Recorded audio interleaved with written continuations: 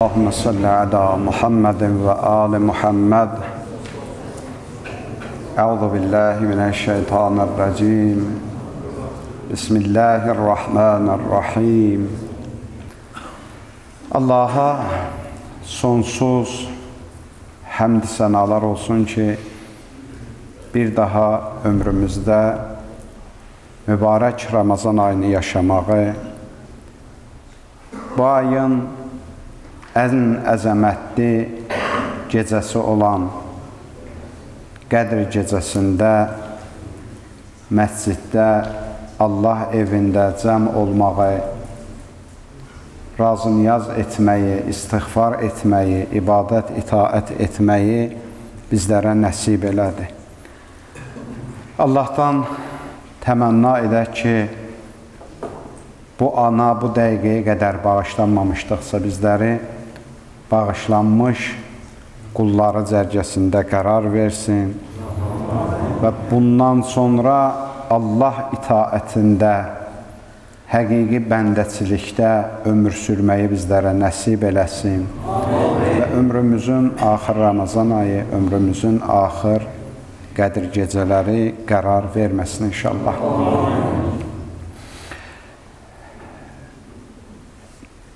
Bir neçə gündür Qədr gecəsinin barəsində danışırdıq ki, Allahın aləmlərdə ən dəyərli yaratdığı zaman mübarək Ramazan ayı və xüsusilə Ramazan ayının Qədr gecəsidir. Bu ay o qədər Allah yanında dəyərə, qiymətə sahib bir aydır ki, Allah hər zamanda öz bəndələrinə kitab nazil edibsə, onu bu ayda nazil edib. Ki, keçən məclislərdə də dedik, istər Tevrat, istər İncil, istər Zəbur Ramazan ayında nazil olmuşdu və eyni zamanda Quran-ı Kərim də bu ayda nazil olmuşdu və bu ayın Allah mütəallidir ki, Qədr gecəsində biz bu kitabı nazil eləmişik. Lakin Qədr gecəsi hansı gecədir? Allah bu gecənin bir az mübhəm saxladı və şirinliyi Qədr gecəsinin burasındadır ki, Allah onu elə biraz gizli saxladı.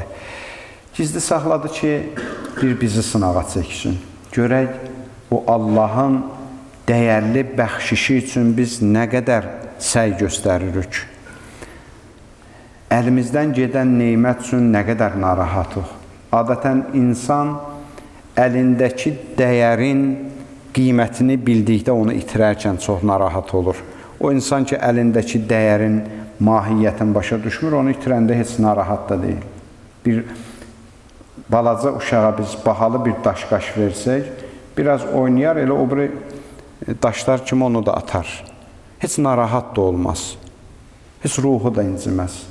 Amma böyük adam, ağlı kəsən adam, görürsən ki, birdən onu itirsə, yerə göyə sığa bilməz. Başa düşər ki, çox dəyərli bir şey itirmişəm mən. Narahat olar buna görə. İnsanlar da bu cürdülər. O insanlar ki, elə uşaq misalında yaşayıblar bu həyatı, heç bilmir Qədr gecəsi nədir. Zaten Qədr gecəsi gəlir də, keçir də, gedir də, o narahat deyil. Amma dərrakəli insan, düşüncəli insan və bu nə əzəmətli bir nimətdir, başa düşən insan Qədr gecəsi üçün çox narahatdır, çox nigarandır və dünən də dedik bu məsələni ki, Qədr gecəsini böyük alimlərimiz gəliblər, qiyamət günü ilə bərabər tutublar. Deyiblər, ikisinin də eyni, oxşar cəhəti var. Qiyamətdə də insanlar nigaran olacaqlar. Hər kəs gözləyəcək ki, mənim əməl dəftərim hansı tərəfdən veriləcək? Görəsən, indi məni necə elan eləyəcəklər? Bir uşaq gedib imtihanda yazıb imtihanlarını. İndi nigarandır, oturur gözləyir ki, cavab nə çıxacaq? Düzdür, bəzi tələbələr olur ki, bilirlər təxminən. Çünki zəhmət çəkib, oxuyub, çalışıb, təqribən bilir ki, bunun cavabı necə olmalıdır. Amma yenə nigarandır, yenə səksəkədədir, yenə gözləyir. Amma o tələbə ki, heç oxumayıb, o qalır elə bizim dinlənsək Allah ümidinə. Amma o da gözləyir də, nəyisə bir möcüzənin baş verəcəyinə gözləyir, ümidi vardır.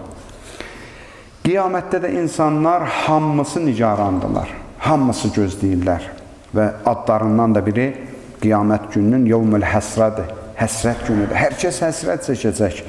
Görəsən, məni necə elan eləyəcəklər? Bu cür deyil ki, mən dünyada namaz qılmışam, oruç tutmuşam, həccə getmişəm, ziyarətlərə getmişəm, zikr eləmişəm, xumus vermişəm, zəkat vermişəm. Hələ bunların hansı qəbuldur, hansı qəbul deyil, bilmirəm. Və yaxud da ümumiyyətlə heç bir qəbul deyil, yenə bilmirik ki. Kim bilir ki, əməllərinin qəbul olduğunu.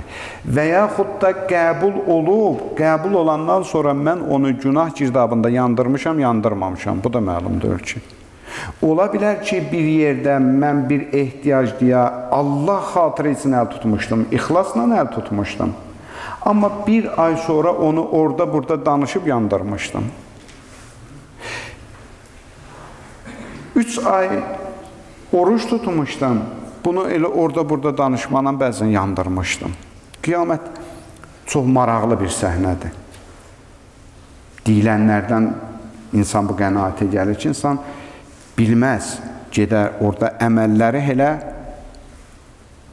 nə gözləyir onu, necə elan olunacaq bilmir. Qədr gecəsi də deyiblər, eyni nigarançılıqdır. Ağıllı insanlar üçün, ağıl sahibləri üçün bu gecə mənim müqəddəratım təyin olunur. Mən üçün bu gecə nə qərar veriləcək? Və insan nigarandır. Nigaran olduğu üçün gözünə yuxu getmir. Ağıl sahibləri belədirlər.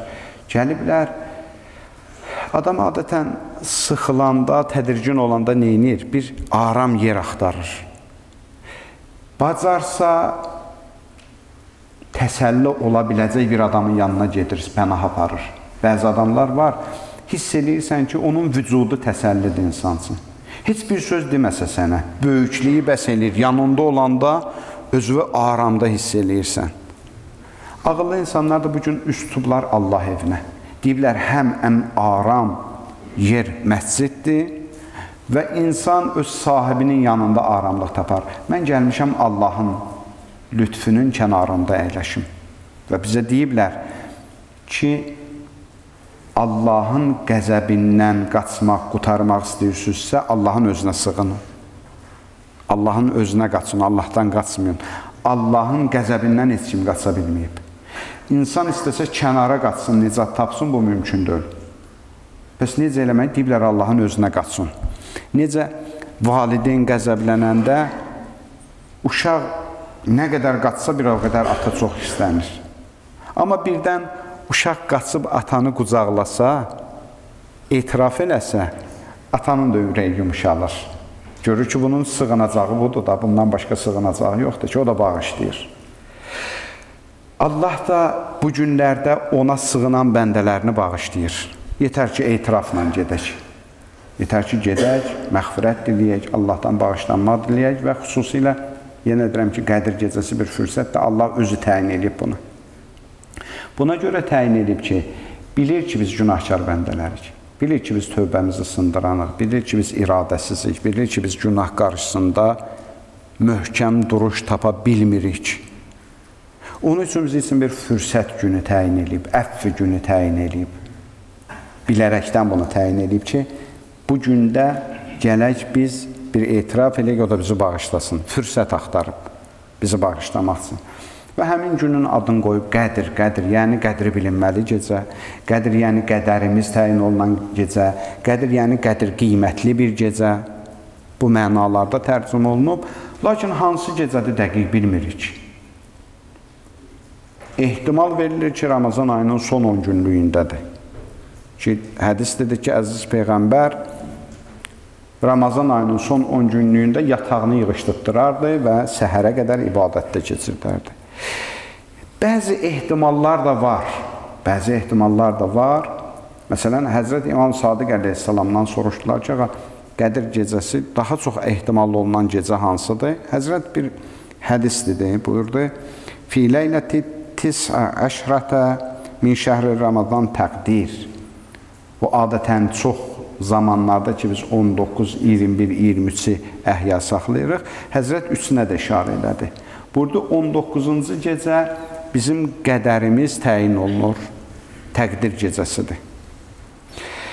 Və fi leyləti 21 əl-qəza 21-ci gecədə artıq təhkim olunur. Keçən qədər gecələrində əgər təqdir olunmuşdursa, dəyişmə imkanımız vardır. 21-ci gecədə artıq təhkim olunur, bu cür olsun. Və fi leyləti 23 ibramu ma yekunu fi sənətin ilə mitliha. Artıq 23-cü gecə, sonuncu ehtimal olunan gecədə artıq imza olunur, artıq imzalanır. Da onu dəyişmək mümkün deyil. Bir il ərzindəki həyatımız, müqəddəratımız artıq imzalandı. Ruzumuz, sağlığımız, imanımız, yaşayışımız, ziyarətimiz, itaətimiz, hamısı orada artıq imzalanır. Ona görə bu gecələri bizə fürsət veriblər, biz dəyişə bilək. Bizə o imkanı verib Allah. Allahın bizə olan hörməti bundan ibarətdir ki, deyir, mən üçün özünüzə bir fürsət vermişəm, özünüzə bir imkan vermişəm. Nə qədər Allahla səmimiyyət yarada bilərik bu günlərdə. Nə qədər Allahla səmimi ola bilsək, o qədər də Allah bizim axirət məsələmizi və dünya məsələlərimizi nizama salacaq. Bu gecələrin ən böyük əməllərindən biri budur, tövbə etmək. Çünki hədislər deyir ki, günah insanın boynunda çox böyük bir zəncirdir. Hətta insanın dünya işlərinin, nizamının pozulması günahların səbəbindəndir. Xəstəliklər deyiblər günahların səbəbindəndir. Vaxtsız ölümlər günahların səbəbindəndir. Ruzunun çəkilməsi günahların səbəbindəndir. Mümkündür, bəli, zehnə gələ bilər. Bir nəfər indi düşünür, mən danışa-danışa. Deyir, mən bir dənə günahkar tanıyıram. Aləmin günahlarını eləyir, ruzusu da var, sağlığı da var, rifahı da yerindədir. Əzizlərim, Quran nemətin barəsində danışarkən, bəzi insanlara o verilənləri nemət yox, niqmət olaraq çatdırır. Deyir, bəzilərindəki o nemət deyil, biz vermişik. Hətta bu ayə var, Peyğəmbərimizin özünü təəccübləndirmişdi bu sual. Allah Peyğəmbəri aləmlərin Rəbbindən bu sualı soruşmuşdu ki, məsələn, bəzi insan var, elə günahkar da, amma hər şeydə var. Ayə gəldi, Peyğəmbər bu səni təəccübləndirməsin. Biz onlara bir fürsət vermişik, günahlarının miqdarını çoxaltsınlar ki, cəzaları artıq olsun. Misal deyimdə bu şeylər biraz daha çox aydın olsun. Görürsən, məsələn, müəllim o oxuyan tələbəni daha çox gözüm çıxdıya salır. Ona daha çox qadağalar qoyur. Daha çox məhdudiyyətlər qoyur. Çünki görür ki, bu uşaq düzəlməli uşaqdır. Elə uşaq var ki, çoxşuluqdur. Nə oxuyur, nə söz eşidir, ədəbsizlik eləyir. Bəzi halda müəllim bıraxır onun başını. Başqası dərsi 5 dəqiqə gecikəndə gözündə eşir. O dərsin yarısından sonra gəlir, müəllim heç nə demir ona. Başqa uşaq bir gün dərsi gəlməyəndə müəllim onu danlayır. Bu bir də bir həftə dərsi gəlməyib, heç müəllim əhəmiyyət vermir ona. Hələ bilirsiniz, müəllim onu çox istəyir. Yox, müəllim onu çox istəmir, sadəcə başını buraxıb. Deyir, get, sənlə imtihanda hesablaşarıq. Bizim dinlənçilik, nə haqqın var, çıxart deyir bala. Sənlə hesablaşacaq. Allah bəziləri üçün bu misaldadır. Başını buraxıb, elə ruzu da verib ki, qoy başı lap pis qarışsın. Deyir, səndən sonra hesablaşacaq. Amma bəzi o çıxarı olan bəndələrini tez cəzalandırır. Adamlar var, deyir, mən haram düşmür. Haram zaten heç kimə düşmür, amma bu söz bir yaxşı sözdür əslində. Əgər sən hiss edirsən ki, bir haram tikə yiyəndə sənə şillə dəyir, 1 manat haram pul qazananda görürsən 100 manat səndən çıxdı, dinən Allah sənə şükür. Məni ayıldırsan, qoymursan öz başınaçılıq eləyim. Bu elə yaxşıdır. Demək, Allah nəzərindən elə silinməmişik. Silinməyib o bəndə. Ona görə bizə deyiblər ki, birinci işimiz, istəyiriksə 1 illik müqəddəratımız və bütün ömrümüz və axirətimiz yaxşı bu gecələrdə təyin olunsun. Birinci budur, tövbə etmək. Tövbə nədir? 100 dəfə dedik, əstəğfurullah və ətubə ilə. Tövbə budur, əzizlərim. Xeyr. Tövbə tək dillə zikr olunmaq deyil. Tövbəni Həzrət İmam Sadiq əleyhissalam tərif edir. Vəllah ma yəncu minəzzəm illə mən əqarrə bihi. Tövbənin mənası budur ki, insan günahını etiraf eləsin. Günahını başa düşsün. Günahın pisliyini başa düşsün. Bizə deyiblər də, günahlarınızı orada-burada danışmayın. Adamların yanında günah danışmayın. Hətta dünən də dedik bu məsələni. Bir insan tövbə eləyib, bəzi hallarda oturur, görsən dostlarla danışır, deyir ki, indikindən uzaq filan günah var idi, onu bu cür edirdik, biz ləzzətlə danışır, deyir, olmaz. Günahdan sən danışdıqca, günah cəmiyyətdə adiləşər. Günah barəsində belə sadə danışma. İnsanlar düşünməsin ki, günah belə rahat bir şeydir. Amma yeganə yer deyiblər, Allahın müqabilində gəlin, etiraf edin. Allaha danışın deyiblər günahlarınızı. Çünki Allah hamısını bilir. Zaten Allah bilir. Mən danışmasam da bilir. Mən danışmaqla öz acizliyimi, öz günahkarlığımı etiraf edirəm. Deyirəm, Allah, mən günahkaram.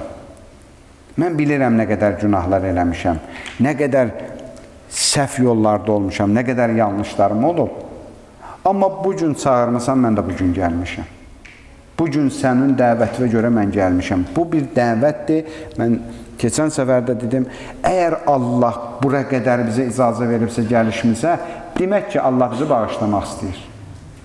Allah istəməsəydi məni bağışlasın, bugün bir şeylə başımı qatardı. Mən də bir başqa yerdə olardım.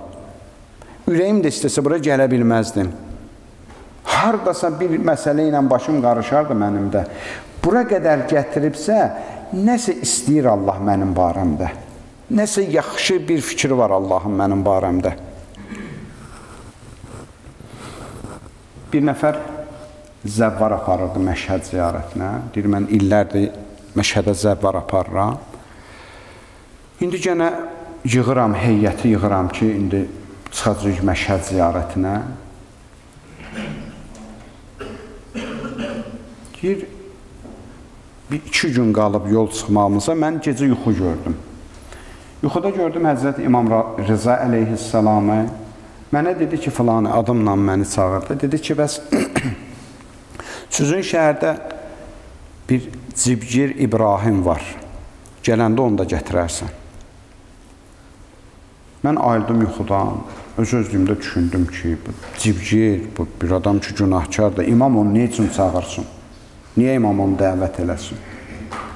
Bəzən ki, deyir ki, ziyarətlər dəvətdir. Bəzən insanın zehnində sual yaranır da. Deyir ki, dəvətsə mən, məsələn, namazım, orucum, ibadətim, hər şeyim yerindədir, təqvam yerindədir. Heç mən dəvət eləmir, filan günahkar, amma niyə dəvət edir? Bizim bilmədiyimiz pərdə arxası Allahın öz təqdirləri var. İkinci gecədə mən yatdım ki, o gün artıq səhəri biz yola çıxacaq. Gənə yuxuda İmam Rıza əleyhissalamı gördüm. Gənə də mənə dedi ki, filanə, bax, yadından çıxmasın ha, o Cibgir İbrahimi gələndə mütləq gətir. Bizim İbrahimi gələndə mütləq gətir. Mən ayıldım yuxudan, düşündüm ki, yox, bu səbəbsiz ola bilməz. Mən 2 gün ardıcıl İmam Rıza əleyhissalamı yuxuda gördüm. Bir neçə saata avtobus çıxmalıdır. Mən deyir, gəldim şəhərə, axtardım. Dedim ki, bu şəhərdə, bizim şəhərdə Cibgir İbrahim kimdir? Dedilər ki, o filan çayxanada oturub, qəlyan qabağında həmin adamdır. Deyir, mən gəldim, yaxınlaşdım. Dedim ki, bəs Ağa İbrahim süzsüz. Dedi ki, yox, mən Ağa İbrahim deyiləm, mən Cibgir İbrahiməm. Deyir, mən indi ayıbdır da birbaşa buna bu cür deyim, sən Cibgir İbrahimsən. Dedi, yox, mən Cibgir İbrahiməm. Dedim ki, səndən bir xahişim var, biz Məşhədə çıxırıq 2 saatdan sonra, bizə ilə Məşhədə gedərsən. Dedi ki, mən hara, Məşhəd hara, İmam Rızanın ziyarəti hara. Dedim ki, bəs ürəyim istəyir ki, səni mən Məşhədə aparım. Bizi ilə bir yerdə Məşhədə gedəsən.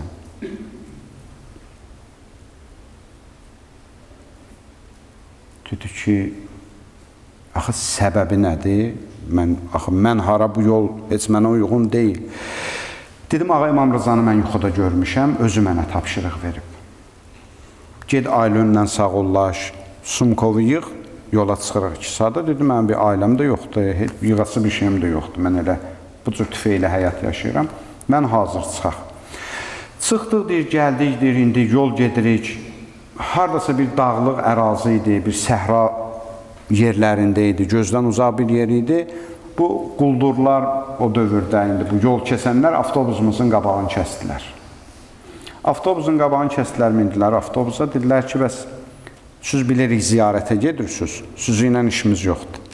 Amma kimin cibində nə qədər pul var, öz xoşu ilə versin bizə. Yəni, öz xoşu ilə verməyəndən zaten alacaq. Deyir, bir hamının pullarını alırlar. Hamından nə qədər pulu var aldılar. Bu karvan rəhbəri deyir, mənim də pullarımı aldılar. Öz pulum da var, karvanın da pulu var məndə. Düşdülər, çıxıb getdilər. Tərpəndik yola, biraz ki, aralanmışdıq bunlardan. Cəmaət hay saldı ki, hara gedirik biz? Cibimizdə bir qəpik pul yoxdur, biz hara gedirik ki? Qaydaqda dala. Həmin cibgir İbrahim dedi ki, narahat olmayın. Kimdən nə qədər alıblar? Dedim, nə məsələ deyil. Mən deyib, durmuşdum piləkanda. Bunlar kimdən nə alırdı, mən də ciblərindən çəkirdim. Oğrunun işi budur da. Kimdən nə alırdılar, mən də deyib, ciblərindən çəkirdim. Bir hər kimdən nə alıblar, qaytardı. Deyir, o karvan rəhbər deyir, mən qəmgin olmuşam. Gəldi, dedi, sənin öz kefin pozulub. Dedim, bütün hər şeyin pulları oradadır da. Dedi, narahat olma, onlar da buradadır. Onları da mənə qaytardı. Mən başa düşdüm ki, İmam Rıza əleyhissalam bunu da çağırıbsa bir səbəbi varmış. Hamını çağırırlar, hamının çağırılma bir səbəbi varmış. Yəqin bunun da səbəbi buymuş da. Deyir, ondan sonra mən bir aramlıq tapdım ki, demək ki, bu yuxum da rəhmani yuxu idi, səbəbsiz deyil idi. Və bunun gəlişinin böyük bir xeyri oldu ki, insanların haqqı yerinə əda oldu.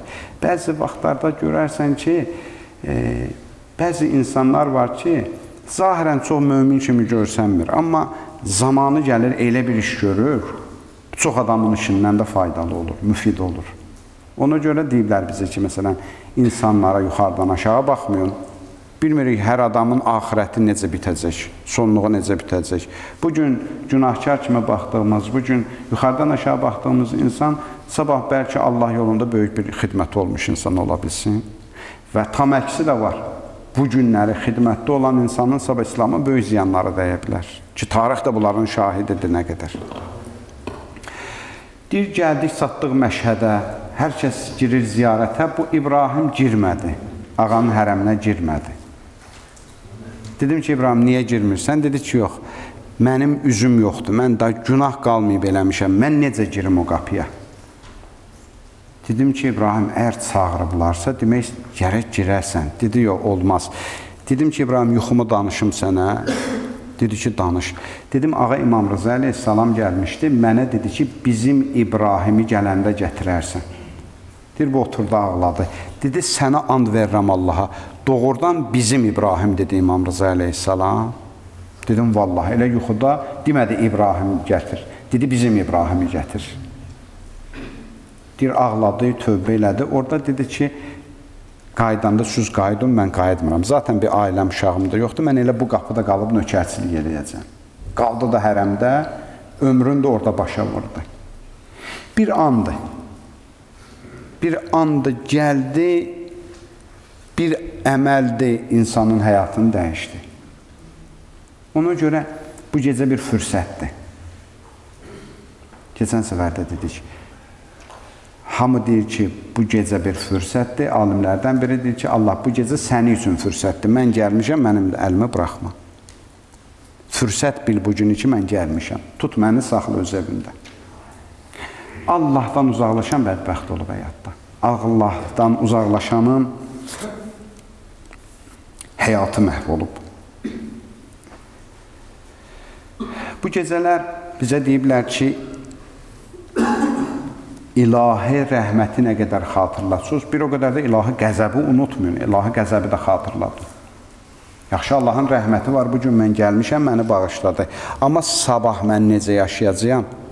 Allahın qəzəbini unutma. Bugün məni əff eləyən Allah sabah cəzalandıra bilər, bunu unutmayaq. mənim nöqsanlarıma görə, mənim səhvlərimə görə mümkündür ki, Allahın qəzəbinə tuş gələ bilərəm. Həzrət Əmir əleyhissalamın münacatlarından da bu gecənin şəhididir də, elə sözümüzü ondan tamamlayarıq. Həzrət Əmir əleyhissalam mərhum Şeyx Mufid bu hadisəni, bu rəvayəti gətirir Urvət ibn Zübeyrdən. Deyir, bir iddə insan əyləşmişdilər Peyğəmbər məscidində, Məscid-ün Nəbidə.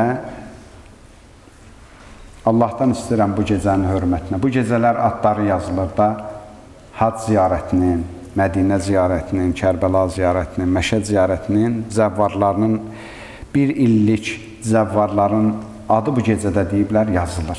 Bu gecə istəyirəm Allah səndən bu bəndələrimi ki, dəvət eləmirsən, gəliblər qapıva, bu gecənin hörmətinə bir bayramlıq olsun.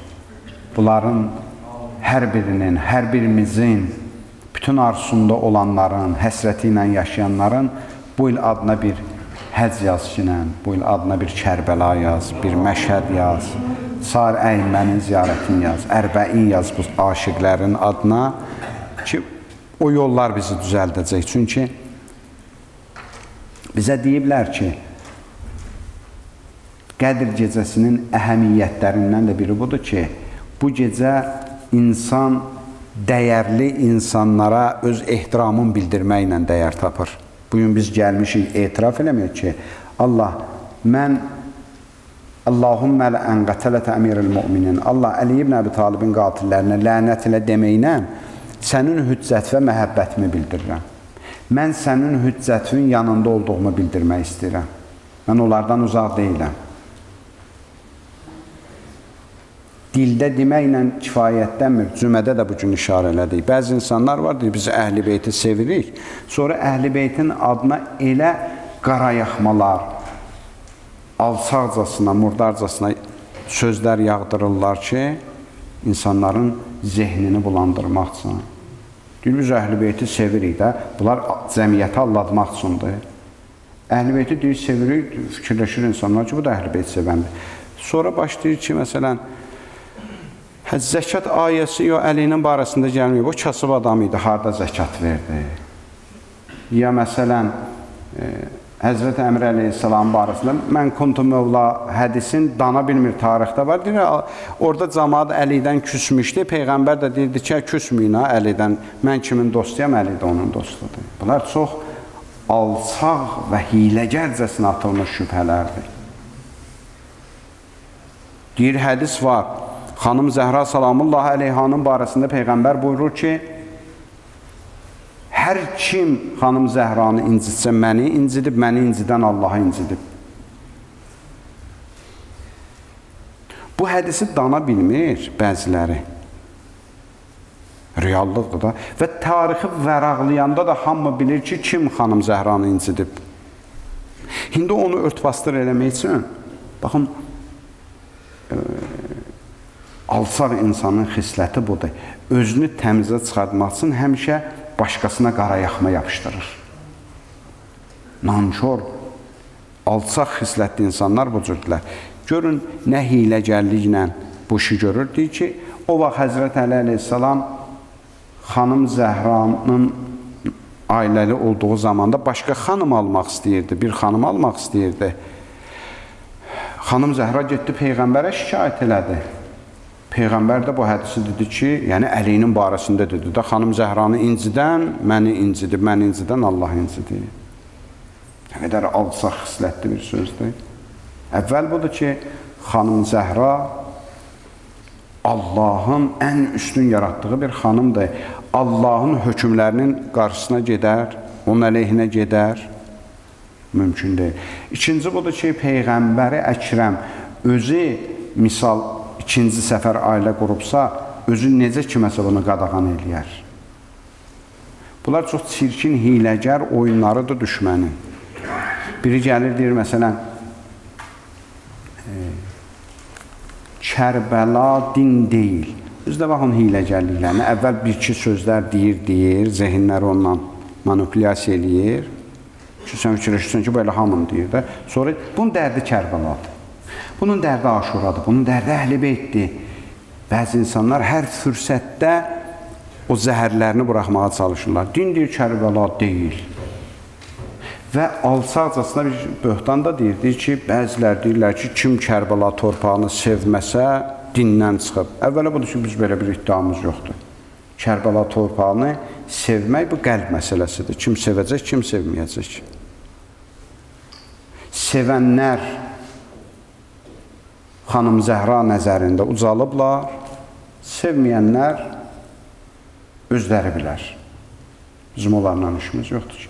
Lakin məsələ burasındadır ki, əvvələ bizim belə bir iddiamız yoxdur. İkincisi budur ki, Kərbəla din deyil deyənlər, Kərbəla ilə dinin bir hissəsidir, necə din deyil? Ümumilikdə İslamın tarixi ilə dinin bir hissəsidir. Dinin bir hissəsi olmasa əvvəl budur ki, Allah dinin tarixindən bu qədər misallar çəkməz. Peyğəmbərlərin tarixindən bu qədər misallar çəkməz. Bir din öz tarixi olmadan boş bir dindir. Öz tarixini unudmuş dinlərin aqibəti görsəndi, necə təhrif olundu. Bir dinin təhrif olunmaması üçün Kərbəla vacib idi. Kərbəlanın vasitəsi ilə din təhrif olunmadı. Bu dini saxlayan Kərbəladırsa, o zaman sən necə iddia edə bilərsən ki, din Kərbəla deyil? Din Kərbəla deyilsə, Kərbəla özü dindir. Dinin məktəbidir, Qur'andır. Bu gecənin şəhidi Əli ibn Əbi Talib özü Qur'andır. Natiq Qur'andır. Bu gecə bir gecədir ki, samit Qur'an, oxunan Qur'an, səssiz Qur'an enib, danışan Qur'an, Qur'anı yaşayan insan ruc edib, şəhid olub. Bu məsələlərdə möminlər çox diqqətli olmalıdır. Bu cür sözlər insanları gərək azdırmasın və bu gecənin gözəl əməllərindən də biri budur ki, biz etiraf eləməyə gəlmişik ki, Allah, biz sənin hüccətlərini sevirik. İndi iddiamız böyükdür. Onlara layiq ola bilməmişik. Onların yolunu doğru düzgün gedə bilmirik. Bilirik Allah, etiraf da edirik. İnsanlar qarşısında da etiraf edirik. Amma bunu da etiraf edirik. Allah, mənim məhəbbətim var. İçimdə mən hiss edirəm ki, onları sevirəm. Həzrət Əli əleyhissalamın adı gələndə qəlbim şad olur. İmam Hüseyin əleyhissalamın adı gələndə aramlıq tapıram. Kərbəlanın adı gələndə həsrəti ilə yanıram. Bu da bizim sevgimizdir və buna görə Allaha şükür edirik. Buna görə Allaha təşəkkür edirik. Və bu gecənin şəhidi deyir, Allah evində bir Peyğəmbər məscidində bir iddə insan əyləşmişdilər. Orada söhbət edirdilər Bədir əhlindən və Rizvan beyətindən. Rizvan beyəti Hüdeybiyyə sülhündə ikinci dəfə Peyğəmbərə beyət edən insanlar idilər. Orada deyir, söhbət gedirdi. Həmin vaxt Əbu Dərda adlı bir şəxs dedi ki, istəyirsiniz mən sizə Bədirdə və Rizvan beyətində ən üstün kişidən danışım. O kişi ki, ən azmalı ilə ən heybətli kişi olmuşdu. Milyonları olan insanlar onun qədər əzəmət tapa bilmədilər.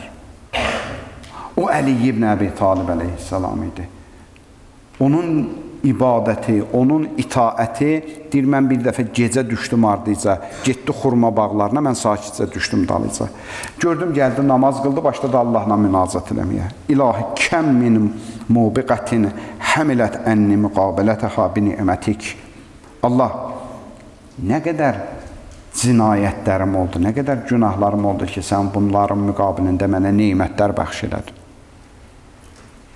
İmam günah eləməz, amma insanların dili ilə danışır.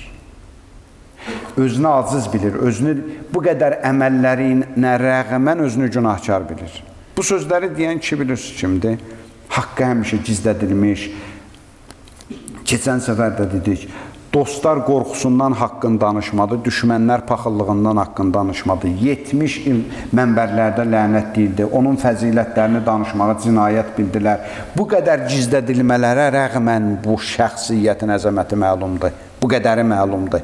Həqiqətindən xəbərimiz yoxdur. Peyğəmbər buyurur, ya Əli, Həzrət İsa'nın barəsində olan yanlışlıqdan qorxmasaydım, sənin fəzilətlərini danışardım insanlara. Bilərdilər sən kimsən. Bu kifayətdir Həzrət Əmr əleyhissalam barəsində. Həzrət Peyğəmbər Əkrəm burada Əlinin Xəndəkdəki vurduğu zərbə Səqəleynin ibadətindən əfsəldir. Səqəleynin ibadəti inso cin hamısı, bütün insanlar, bütün cinnilər, bütün məlaikə hamısı daxildir onun içinə. Deyir, hamısının ibadətindən əfsəldir. Hamısının ibadəti bilirsiniz kimdir?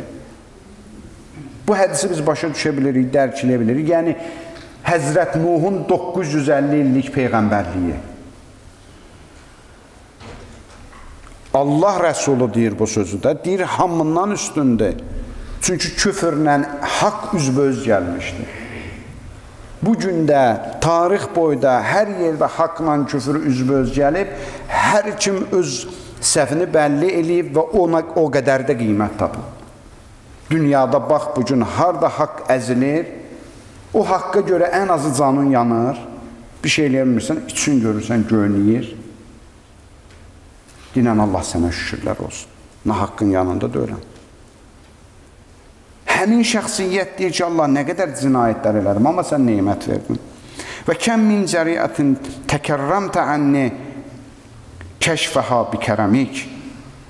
Nə qədər cinayətlərim oldu ki, haqqı idi məni rüsva eləyəsən, amma hey örtdün günahlarımın üstün.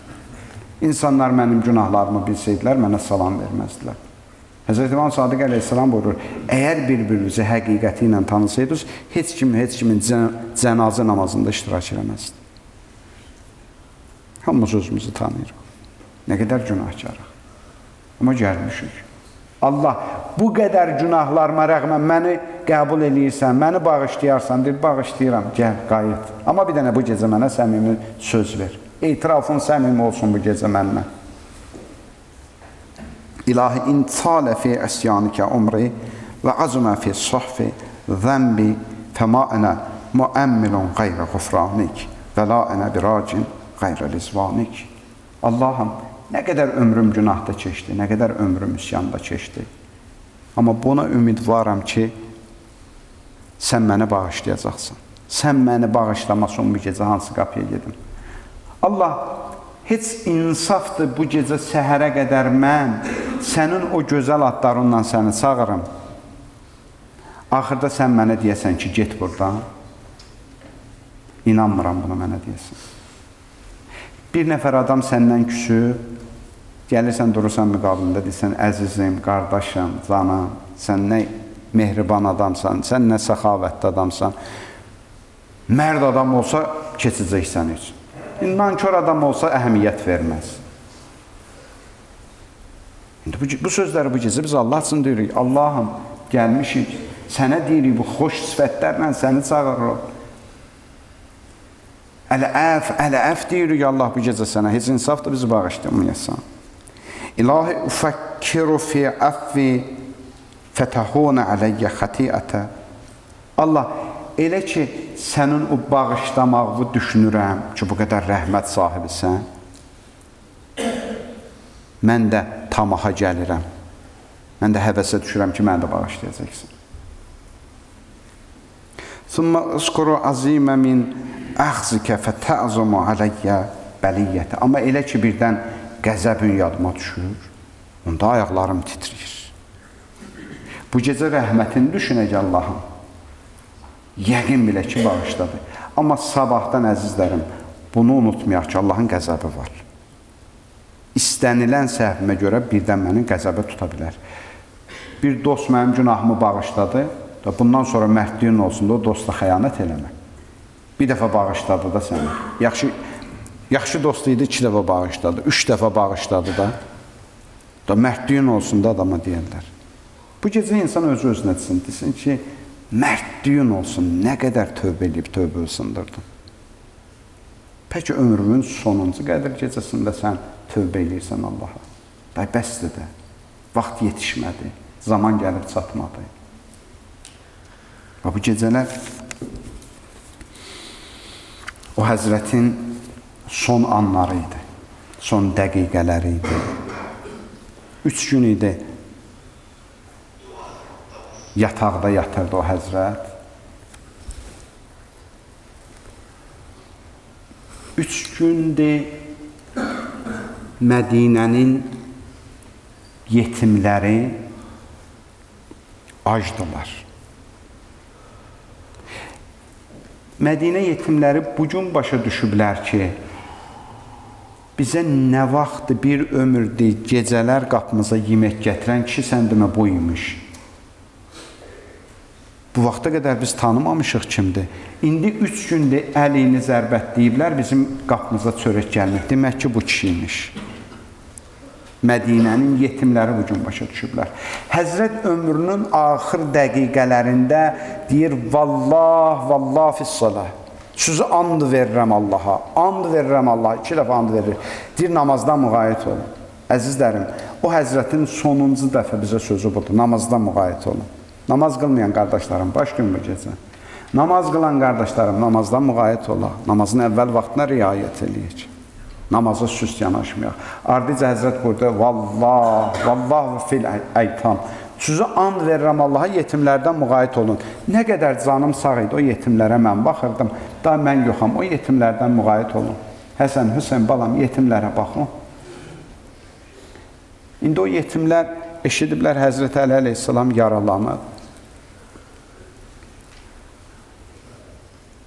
Həkimlər gəlib baxıb deyiblər, o İbn-i Mülcəmin qılıncı zəhərlidir, özdə beyninə toxunub həzrətin, zəhər bütün bədənini, vücudunu götürüb, deyiblər, daha əlacı yoxdur həzrətin.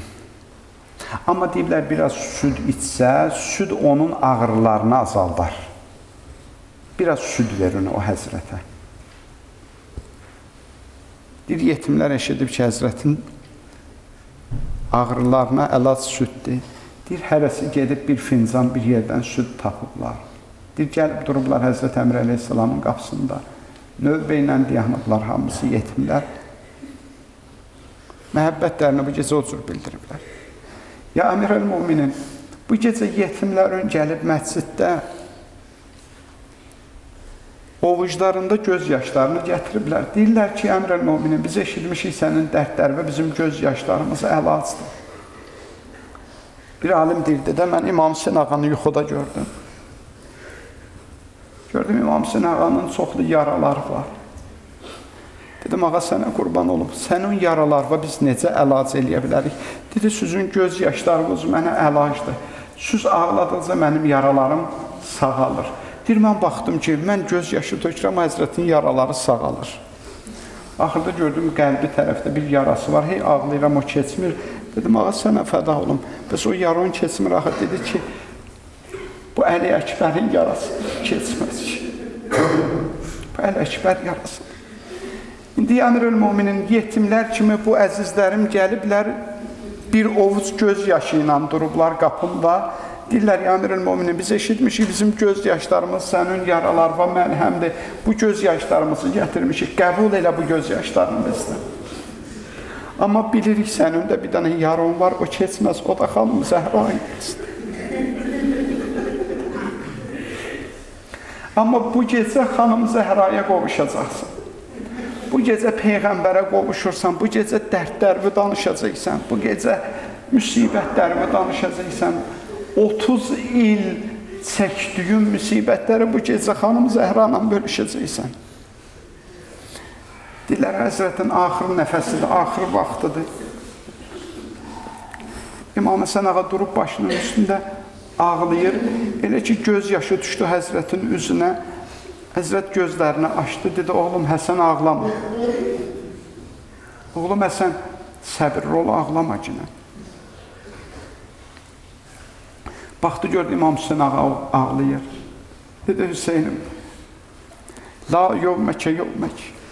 Oğlum, sənin müsibətin ki, müsibət yoxdur, ağlama. Bugün siz mənə ağlayırsan, o gün səni ağlayanda tapılmayacaq. Amma ya Əmir-ül-Müminin, şahid ol, 1400 il keçib bu bəndələrin, bu yetimlərin gəlib Hüseyni və ağlayırlar, hər il göz yaşı tökürlər.